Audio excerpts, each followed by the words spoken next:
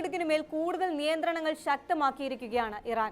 ഇനി മുതൽ അമേരിക്കയുടെ ആയുധങ്ങൾ ഈ വഴി പശ്ചിമേഷ്യയിലെ സൈനിക താവളങ്ങളിലേക്ക് കടക്കാൻ അനുവദിക്കില്ല എന്ന് ഇറാൻ പ്രഖ്യാപിച്ചു.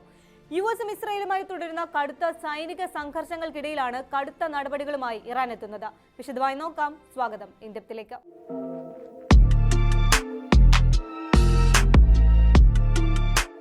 ആഗോള എണ്ണ വ്യാപാരത്തിന്റെ ജീവനാഡിയായ ഹോർമൂസ് കടലിടുക്കിന്റെ പൂർണ്ണ നിയന്ത്രണം തങ്ങളുടെ സായുധ സേനയ്ക്കായിരിക്കുമെന്ന് ഇറാന്റെ സൈനിക വക്താവ് ബ്രിഗേഡിയർ ജനറൽ മുഹമ്മദ് അക്രാമിനിയ വ്യക്തമാക്കി.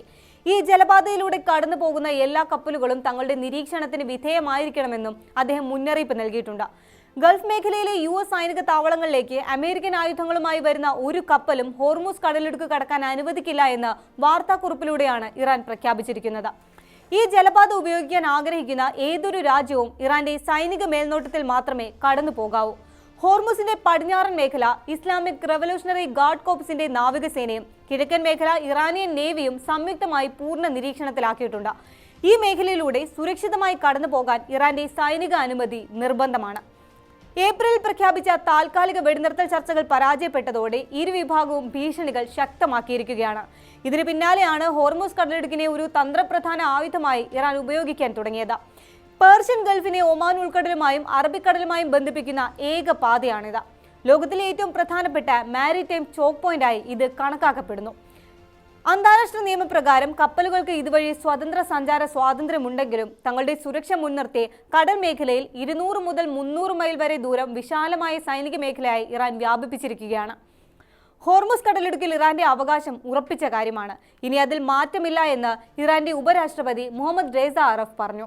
ഇറാന്റെ ആഭ്യന്തര സൈന്യത്തെക്കാൾ ശക്തമായ IRGC നാവികസേനയാണ് ഹോർമുസിന്റെ നിയന്ത്രണം ഏറ്റെടുത്തിരിക്കുന്നത്.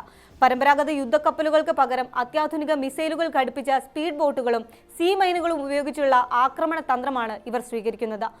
അമേരിക്കൻ യുദ്ധക്കപ്പലുകളെ പോലും പ്രതിരോധിക്കാൻ ശേഷിയുള്ളതാണ് ഇവരുടെ ഈ അസിമെട്രിക് യുദ്ധമുറ. ഇറാന്റെ നീക്കങ്ങൾ അന്താരാഷ്ട്ര നാവിക നിയമങ്ങളുടെ ലംഘനമാണെന്ന് അമേരിക്ക കുറ്റപ്പെടുത്തി. അന്താരാഷ്ട്ര കപ്പൽ ഗതാഗതം പുനഃസ്ഥാപിക്കാൻ US നേവി കപ്പലുകൾക്ക് അകമ്പടി സേവിക്കുന്ന പ്രോജക്ട് ഫ്രീഡം പ്രഖ്യാപിച്ചെങ്കിലും ഇറാൻ മിസൈൽ ആക്രമണം നടത്തിയതിനെ തുടർന്ന് ഇത് താൽക്കാലികമായി നിർത്തിവെക്കേണ്ടി വന്നിരുന്നു. നിലവിലെ യുദ്ധ സാഹചര്യത്തിൽ അമേരിക്കയ്ക്ക് മേൽ കടുത്ത സാമ്പത്തിക സമ്മർദ്ദം ചെലുത്താനുള്ള വ്യക്തമായ തന്ത്രമായാണ് ഇറാന്റെ ഈ നീക്കത്തെ വിദഗ്ധർ കാണുന്നത്. ഹോർമൂസിലൂടെയുള്ള ചരക്കുകൂലി ഇനത്തിൽ വലിയ തുക ഈടാക്കാനും അതുവഴി തങ്ങളുടെ എണ്ണ വരുമാനം ഇരട്ടിയാക്കാനും ഇറാൻ ശ്രമിക്കുന്നുണ്ട്. എന്നാൽ അമേരിക്കൻ താവളങ്ങളിലേക്ക് ആയുധം കൊണ്ടുപോകുന്നത് പൂർണ്ണമായി തടയുന്നത് US പ്രകോപിപ്പിക്കുകയും നിലവിലുള്ള താൽക്കാലിക വെടിനിർത്തൽ കരാറിനെ ബാധിക്കുകയും ചെയ്തേക്കാമെന്ന് ആശങ്ക ഉയർന്നിട്ടുണ്ട്.